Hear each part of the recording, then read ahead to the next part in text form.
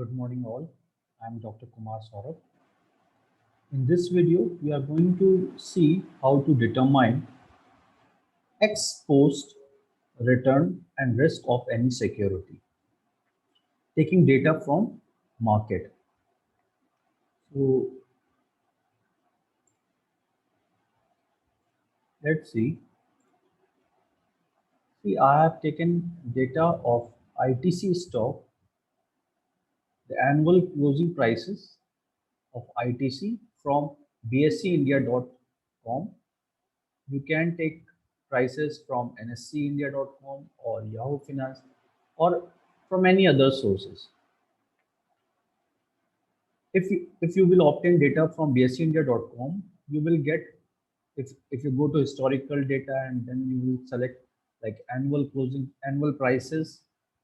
I have taken data from 2010 to 2021. You will get a CSV format file which will be having these many fields. From this, I have selected only closing prices for the purpose of calculation of return. In this particular file or in this worksheet, I have just written down the closing prices of ITC starting from year 2010 till 2021. Now, for calculation of simple returns, periodic return, we will use the formula like end price minus beginning price divided by beginning price into 100. That is, for one period return, let's say I'll take example of how much. Suppose I have invested 174.5 rupees in stock of ITC in 2010, and after a year, that is in 2011, stock prices rose to 2201.3 rupees. How much return I have generated over this period? For this, I have used this formula, which is used for simple return calculation. So, return of ITC stock from investment in 1 year will be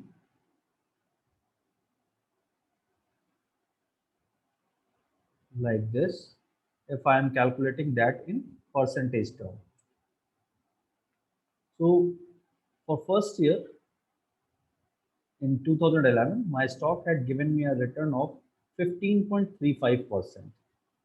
If I drag that down, I will get all periodic returns. Now, my next objective is to identify what is my mean return if I had remained invested from 2010 to 2011. What will be my mean return on this security? So, mean return, I will use simple formula for that, that is summation of all returns divided by number of observations. So what is the summation of all returns? That is, I will use formula of Excel, that is inbuilt formula, which is sum. I have added all these returns, divide by number of observation. For that, I am using again a formula, inbuilt formula of Excel, that is count. It will give me number of observations. So my mean return over the period was 3.021%. I could have, instead of using sum and divide by number of observation, I could have used another formula, which is average formula of Excel, which directly gives me mean return. So I have got same return. So this is how we can get the return for any security. Now, how much second parameter, which is very important for investments, is risk. Risk is generally measured by variance or standard deviation. So for that, we use a formula, that is summation of RI, that is individual return of each year of particular security I, minus its mean return square of that divided by n minus 1.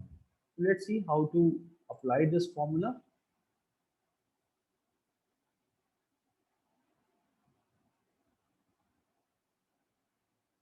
That is this year's return minus my mean return.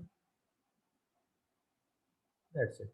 Now, if I will drag, just see what will happen if I drag it to just next level. The formula changes from C3, it had become C4, but this also changes, right? I want this to be fixed. For that, I'm just putting, by pressing function F4 over here, I'm freezing this cell. After freezing, now if I will drag this, see my first cell, my first cell is changing, but not the second one. So with this, I can get Ri minus average Ri for all the data. Now I have to square that.